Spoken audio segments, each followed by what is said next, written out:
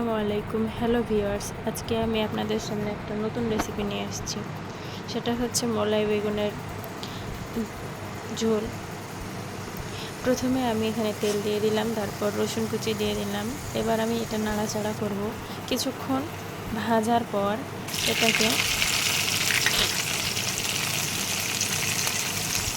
আমি কাঁচামরিচ আর কিছু পেঁয়াজ কুচি দিয়ে দেব। এরপর এটা ভাজার পর যখন বাদামি রং ধারণ করবে তখন আমি এটাতে কিছু মশলা যেমন ধনে, জিরা দিয়ে দিব।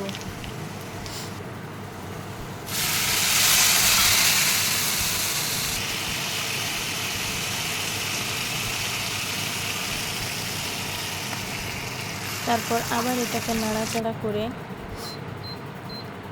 একটু পানি দিয়ে কষিয়ে নেব। কিছুক্ষণ কষানো হয়ে গেলে আগে থেকে সিদ্ধ রাখা মূলা এবং বেগুন আমি এর মধ্যে দিয়ে দিলাম। এবার আমি এটাকে কিছুক্ষণ কষিয়ে নেব।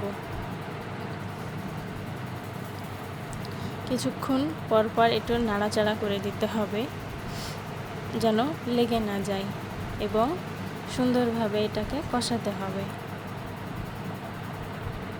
ব্যাস রেডি হয়ে গেল আজকের মূলা বেগুনের রেসিপি।